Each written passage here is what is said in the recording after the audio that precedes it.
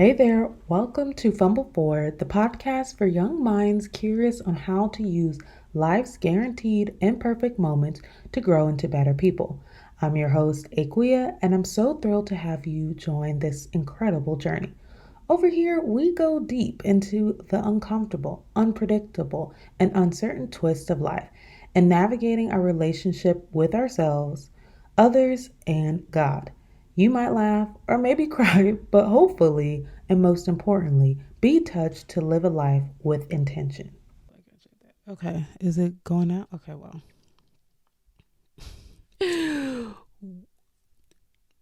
Legit, just recorded a whole intro. I was like, ooh, a girl is killing it. Joke's on me.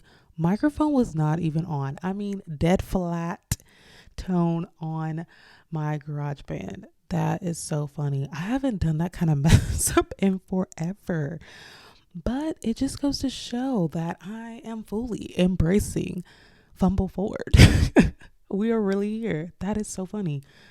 Legit shook. I was like, okay, like, let me just make sure I'm okay. Nothing was recorded. Cool. So this only means that this episode is going to be better. Like, I've already gotten the kinks out from the first, the dry run. And with that, we're talking about encouragement in the waiting.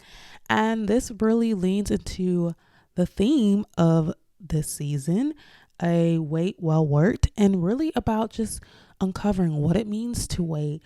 How do you make the most out of a season of waiting? And really how to embrace it in an active way and not a passive way. And I really want to lean into encouragement in the waiting. Y'all, I got out of breath even a little bit talking about that because I'm so excited. So excited. So this really hit me when I was just thinking about, okay, when I'm in a season of waiting, what do I need to grow me through that season? And I really was like, oh shoot, I need encouragement. Big time. And I imagine you probably need encouragement too. And that who doesn't need encouragement at some point, whether it's internal, external, we all need encouragement at one point or another to get through a time. And sometimes that encouragement you need when you're waiting just a few hours for your loved one to come out of surgery. Or it could be you needing encouragement while you are applying for jobs and it's taking a few days, or really you're waiting that in between stage between waiting from the interview to see if you move to the next stage. Those days are painful. Or the months and months of trying to get pregnant and you keep looking at that test and it's like, dang, give me a double line, please say pregnant. Or it could really be just years of you just waiting and waiting and waiting for your husband or your wife. And it's just like, when is it going to be time? So I thought encouragement is just so necessary. And I can definitely speak from experience when I went through a season and I knew it was time to find a new job. And I remember at one point when I got a job, it took just like a few weeks to get a job. And I was like, oh, thank you, Lord. This is great. Had that experience. And then when it was time to find another one, I was applying for jobs for months. When I tell you I hit so many easy applies on LinkedIn, I tweaked my cover letter so many times that I was like scared somebody was going to get the wrong cover letter. I tweaked my resume, my job titles, all these different things for months and months on end. And I was just so confused. In the pits of every week that would pass by of like, dang, I'm not hearing from anybody. Nobody. Did it get to the system? Did it make it to them? And then when I get the job, or not even when I get the job, let me step back. When I get an email from them that they want to hear an interview, I'm like, Praise Jesus. Okay, we've moved to the next stage. The anxiousness of just like, okay, prepping for the interview, waiting for when they want to set up the interview day. And then just like the utter nerves of waiting after the interview to know if you got it or not. Now, spoiler alert, your girl got the job. However, these in between waiting stages of the process from when I applied to my first job, when I knew, okay, it's time, to when I got the job, it was a very active, waiting, painful, anxious season. And so many of the ways I got through it was my husband sending me words of encouragement, him sending me jobs to apply to, my sister letting me know that you've gotten a job before, you can do this. This is within your capability. Like my parents saying the same thing of just like, you'll find the right one. It's coming. Just that reassurance was huge. And man, oh man, did I need it. And, you know, a job is just like one of the many areas I've had to wait, but that one like really stuck out. And so I wanted to share with you all some verses of encouragement that you can lean on when you're in that waiting season and it's kind of rough. Like you are a bit over it, but you know you gotta stick it out, and you're just like, get me through. Get me through, Lord. Get me through. Okay. So a good one. Let me I got some good ones. So this one is not okay, let me just share it. So this is Isaiah 61. Arise, shine, for your light has come, and the glory of the Lord is risen upon you. And this one is just, it just screams sunshine to me.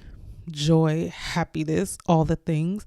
And I feel like this one is encouraging to me when I'm just like in a dark place and I just need joy and sunlight and a field of like flowers. This is what that makes me think of, and just like something bigger than me is protecting me. So I really think of Isaiah 61 with this verse that just does wonders. Wonders for me. And then let me pull up the other one. This is Luke chapter 1, verse 37. For with God, nothing will be impossible. Just reminding myself of that. When it seems like I'm chasing something big and that wait seems like a mile wide, it just seems never ending. Just remembering that it is not impossible with God. So I really turn to Luke 1:37 for that. And then my last one that I wanted to share with you all is a goodie. Why is my phone struggling? Okay. This one is Isaiah 41:10. Fear not, for I am with you.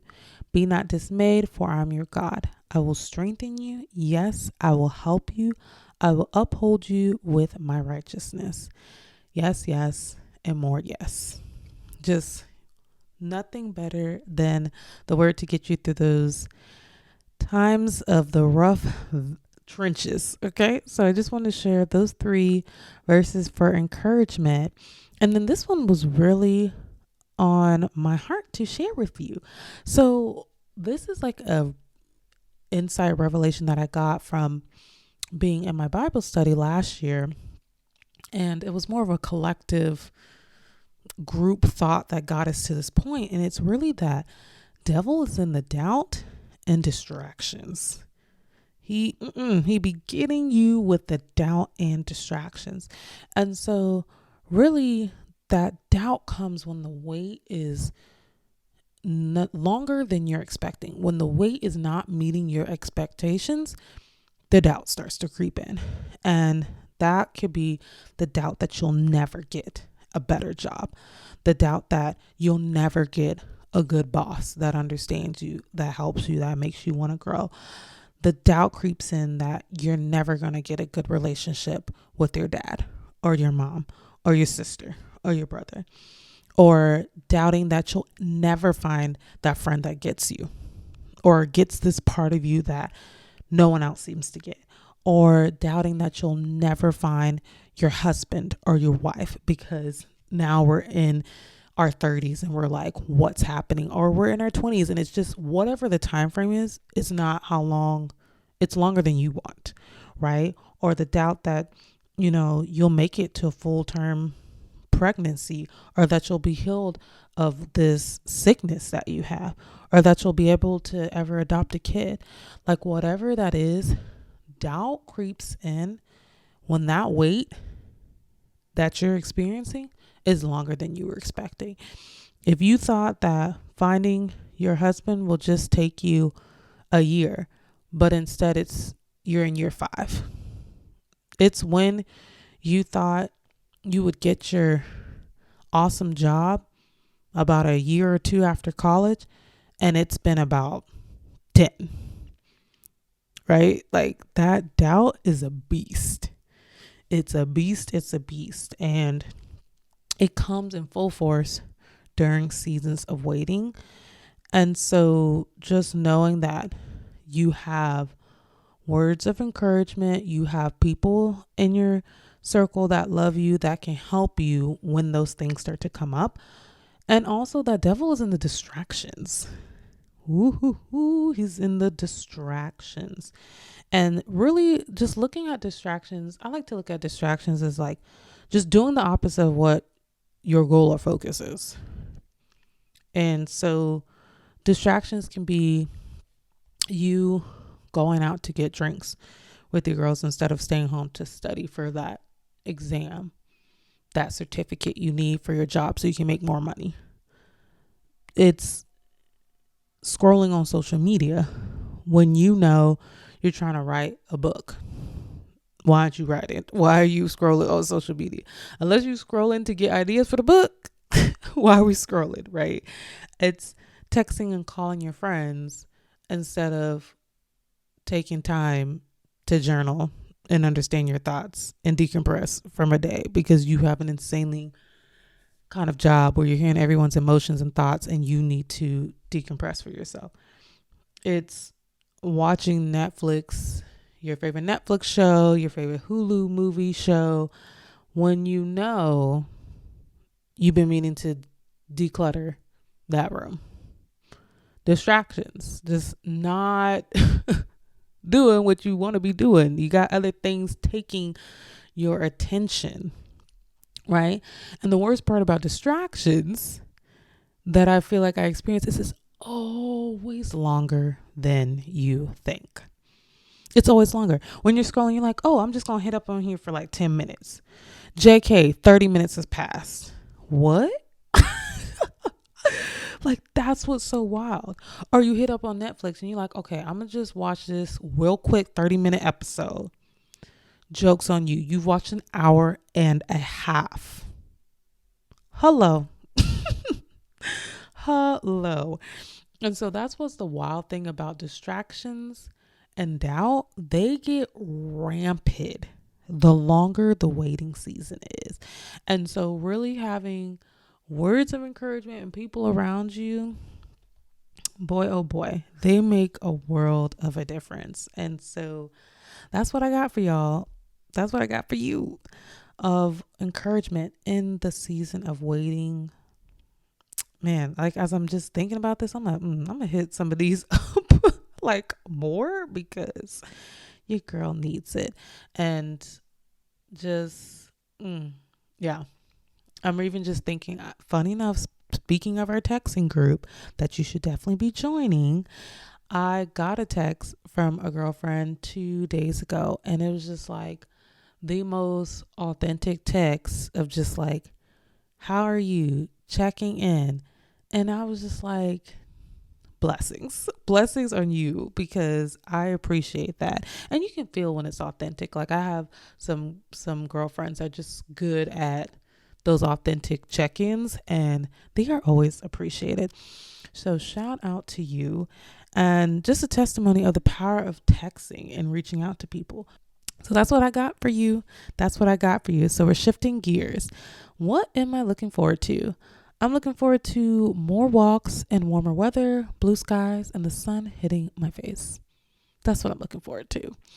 And what I'm reading, you won't believe it. Okay, you'll believe it. I mean, I've been telling you that I've been reading the Bible, but I finally finished Genesis. Whoop! Big hooray. So excited. Moving on to Exodus. Genesis was a beast, 50 chapters, so it took me a little minute to find my little stride, as Kiki Palmer would say, to find my stride.